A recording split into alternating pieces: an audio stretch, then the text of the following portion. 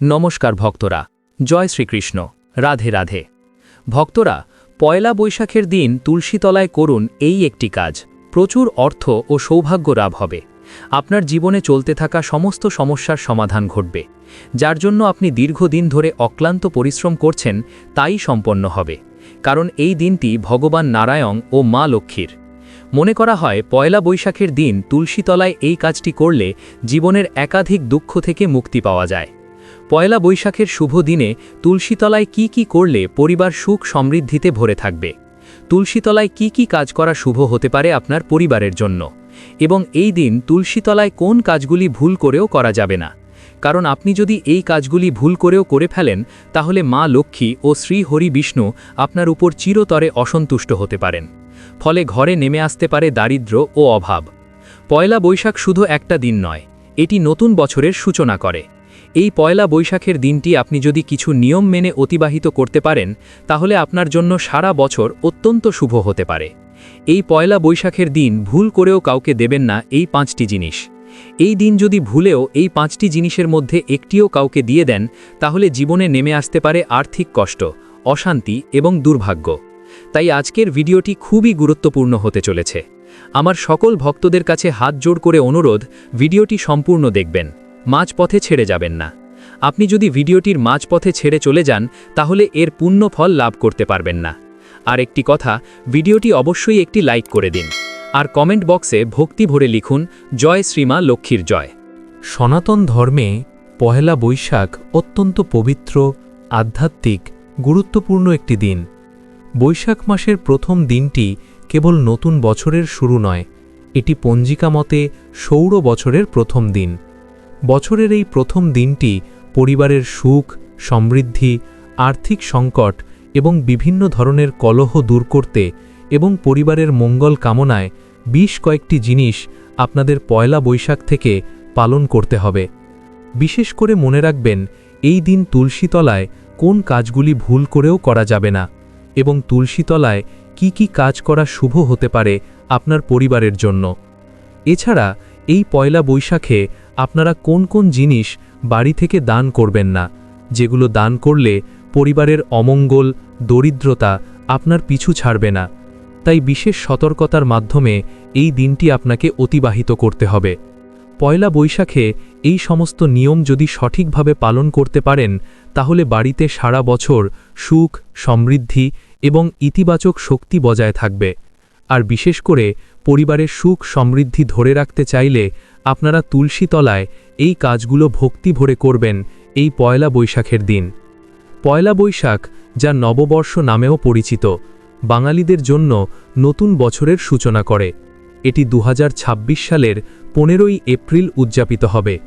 পয়লা মানে প্রথম, এবং বৈশাখ হল বাংলা পঞ্জিকার প্রথম মাস।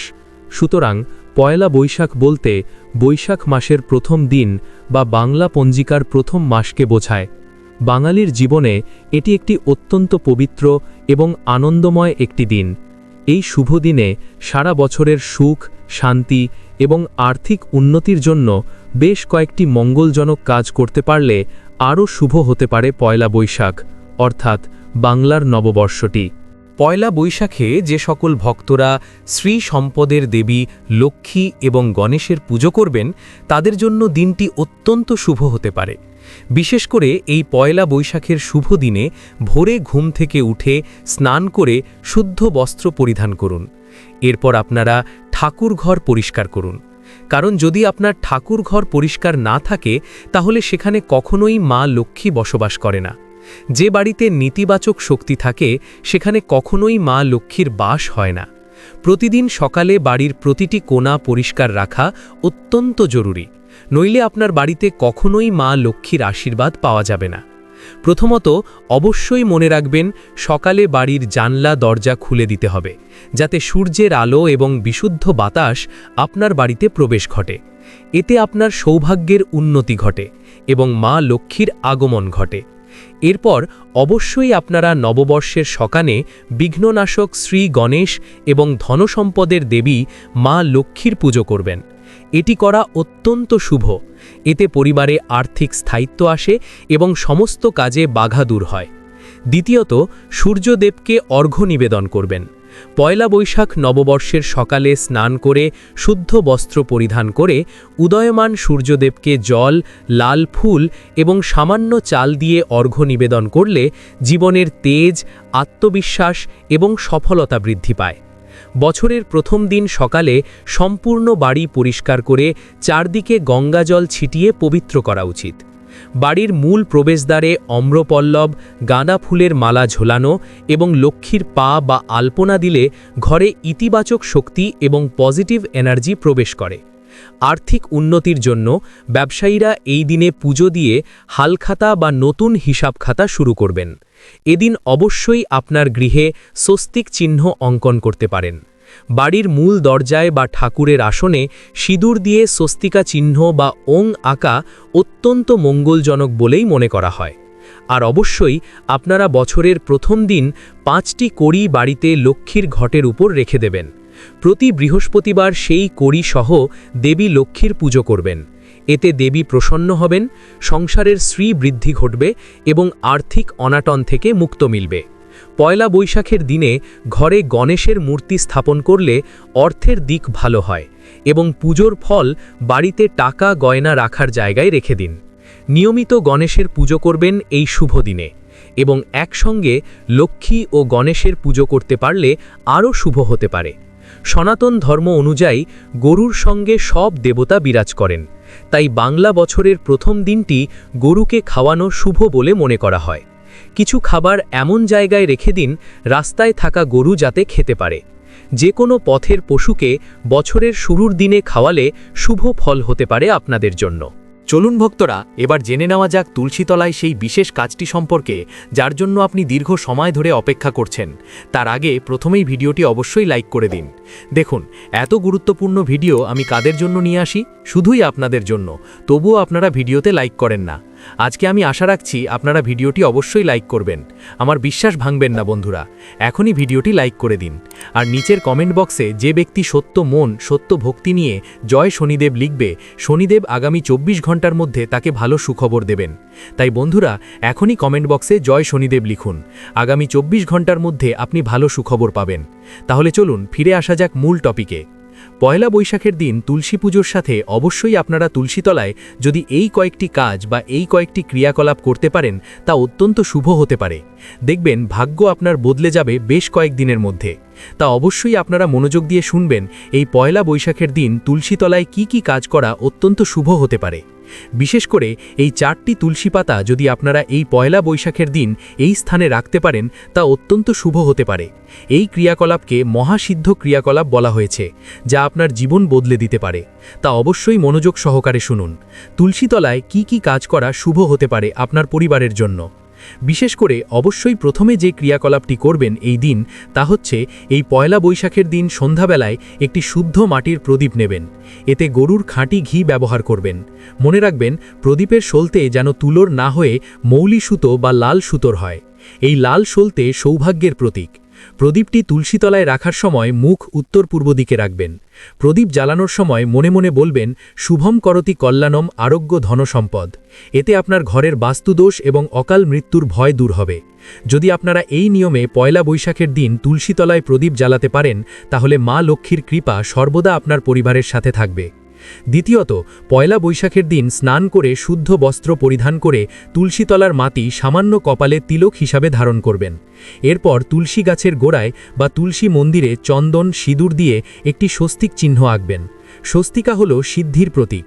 এটি করলে আপনার আটকে থাকা কাজগুলো দ্রুত সম্পন্ন হতে শুরু করবে। তৃতীয় ক্রিয়াকলাপ, শুধু প্রদীপ জ্বালানোই যথেষ্ট নয়। এই পয়লা বৈশাখের দিন প্রদীপ জ্বালানোর পর তুলসী গাছকে অন্তত 9 বার বা 27 বার প্রদক্ষিণ করবেন। প্রদক্ষিণ করার সময় এই ছোট মন্ত্রটি পাঠ করবেন।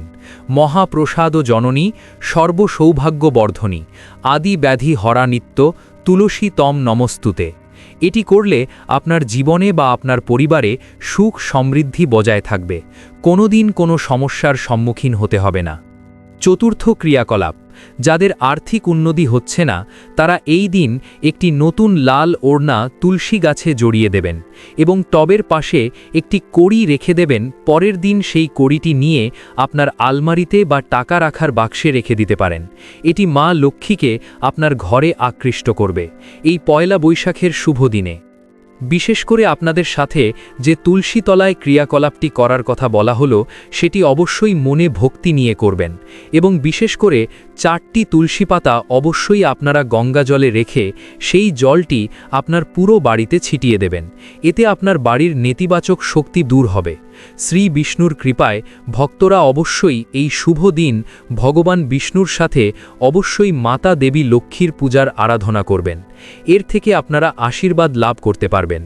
চলুন ভক্তরা, এবার আমরা জেনে নিই এই পয়লা বৈশাখের দিন কোন 5টি জিনিস ভুল করেও কাউকে দান করা যাবে না, যেগুলো দান করলে পরিবারে অমঙ্গল, দরিদ্রতা আপনার পিছু ছাড়বে না। তাই বিশেষ করে সতর্ক থাকবেন, যেহেতু পয়লা বৈশাখ অত্যন্ত শুভ একটি দিন, যেহেতু এই বাংলার নববর্ষ দিনটি প্রত্যেকটি ব্যক্তি তার শুভ কর্ম এবং শুভ পালনের উপর নির্ভর করে। যদি আপনারা এই বছরের প্রথম দিন এই জিনিসগুলো দান করেন তাহলে সারা বছর অর্থ অভাব, সুখ সমস্যা দেখা দিতে পারে। বিভিন্ন ধরনের অমঙ্গল পরিবেশ আসতে পারে আপনার পরিবারে। তাই বিশেষ সতর্ক থাকতে হবে এই পয়লা বৈশাখের দিন এই জিনিসগুলো দান করা থেকে।